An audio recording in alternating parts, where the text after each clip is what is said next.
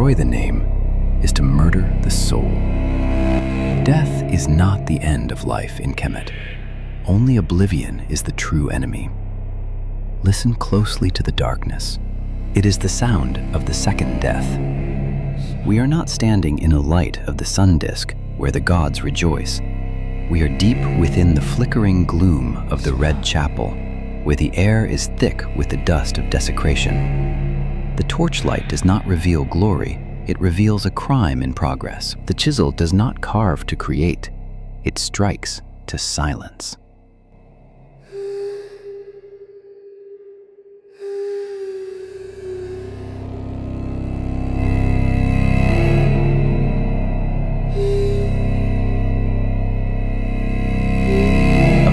Of granite, once anointed with cedar oil and worship, shatters into jagged fragments.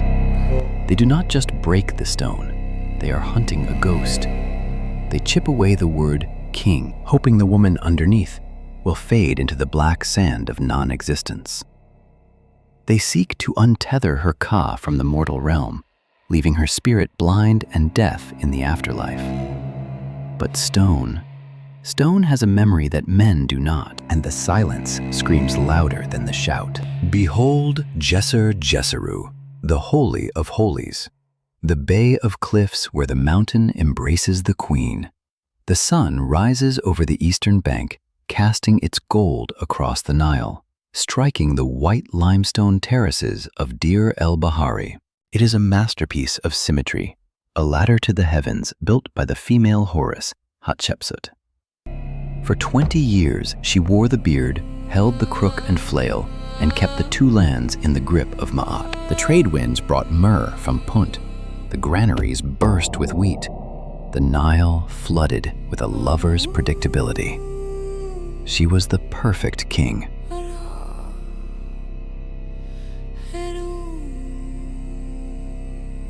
Yet, walk past the blinding exterior. Step out of the mercy of Ra and into the shadow of the portico.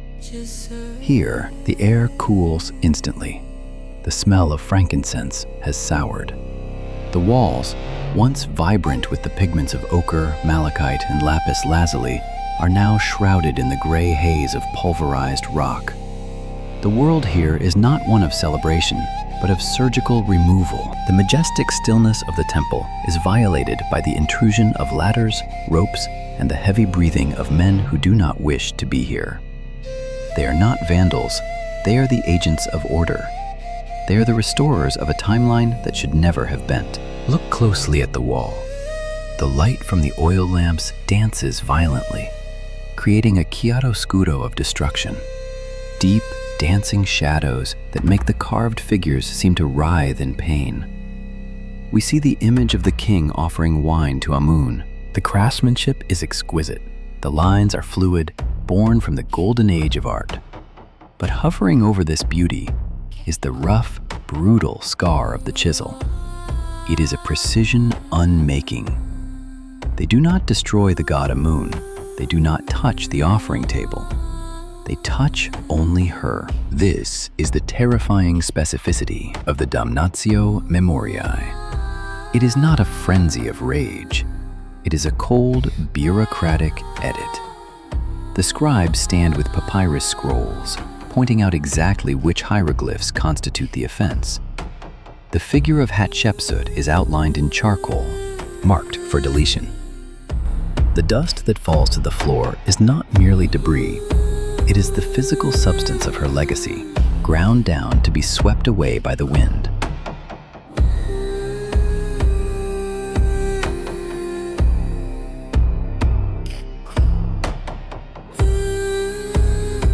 To carve a name into eternity takes a master. To remove it takes a brute. Meet the man holding the hammer. He is not a soldier, he is a mason from the village of the artisans. His skin is leathered by the Theban sun, slick with sweat that cuts channels through the coating of white dust on his back. His muscles tremble with the strain. Granite is hard, diorite is harder. To erase a cartouche carved inches deep into the rock requires thousands of strikes. His hands blister. His lungs fill with the silica of the queen's face. He remembers her. He remembers the festivals. He remembers the bread she gave. There is a hesitation in his swing. In the superstitious heart of the ancient Egyptian, images are potential vessels for the divine. To strike the image of a king, even a fallen one, is to invite the wrath of the spirits. He glances nervously at the shadows, fearing that the Ka of Hatshepsut watches from the gloom. But behind him stands the overseer, the voice of the new pharaoh, Thutmose III. The order is absolute. The fear of the living king outweighs the fear of the dead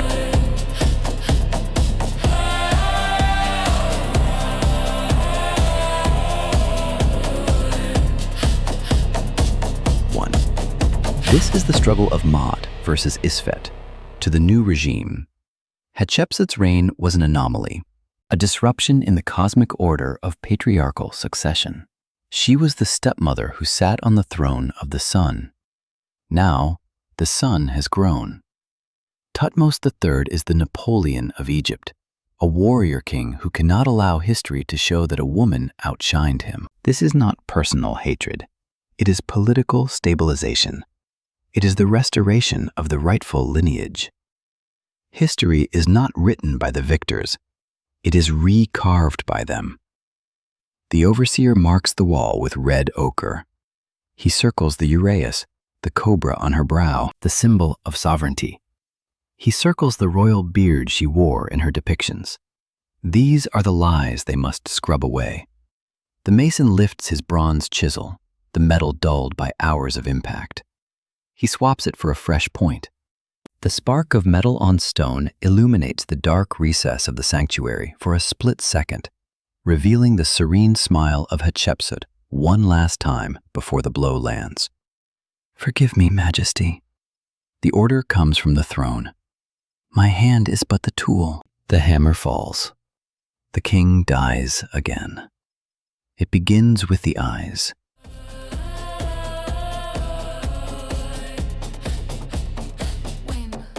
The eyes are the windows through which the statue sees the offerings. They are the first to be blinded. A violent shower of quartz sparks erupts as the chisel gouges out the pupil. The visual connection is severed. Next, the nose, the organ of breath.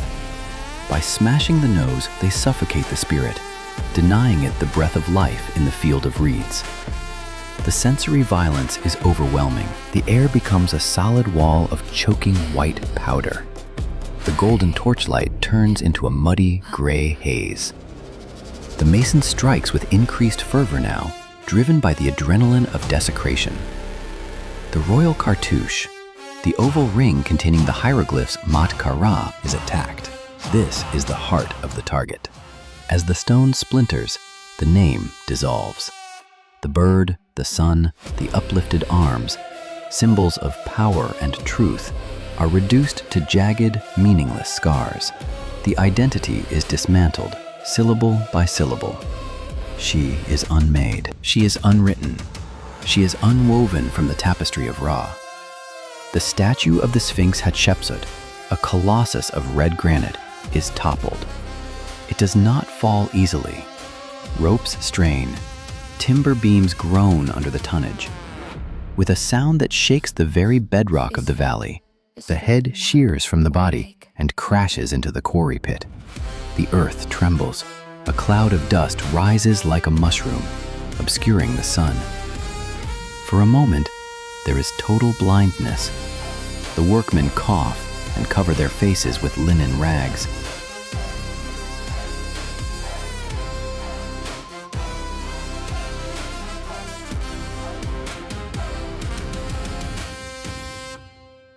When the dust settles, the queen is gone. In her place lies a shapeless mound of rock. The wall reliefs are now smooth, recessed scars, ghost outlines where a figure used to stand. The color is gone. The gold is gone. The name is gone.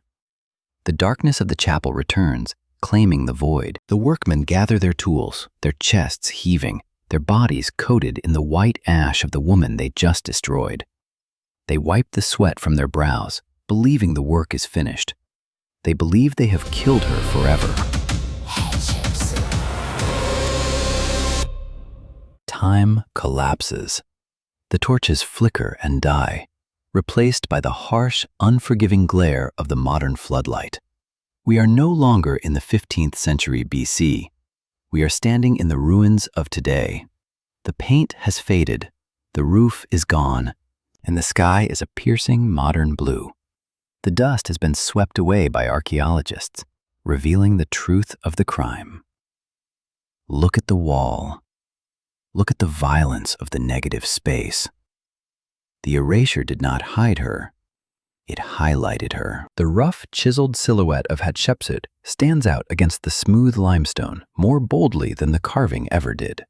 The intent was to make us forget, to make the eye slide over the wall as if she never existed. But the eye catches on the scar. The violence of the removal demands a question. Who was here? Who was so powerful that even their memory had to be executed? Thutmose III sought to prune the branch of the tree to save the trunk. He wanted future generations to see an unbroken line of male kings.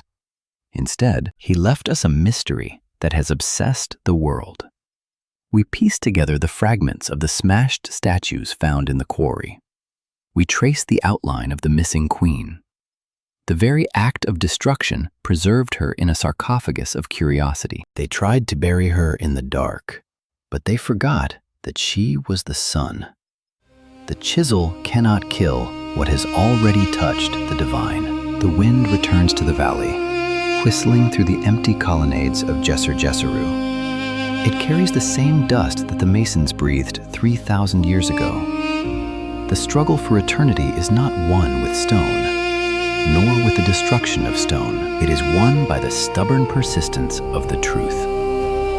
I am Hatshepsut. I was the first of noble ladies. You scraped my name from the wall, but you carved it into history. The stone remains, the scar remains, and as long as we ask why, the queen lives. The second death has failed.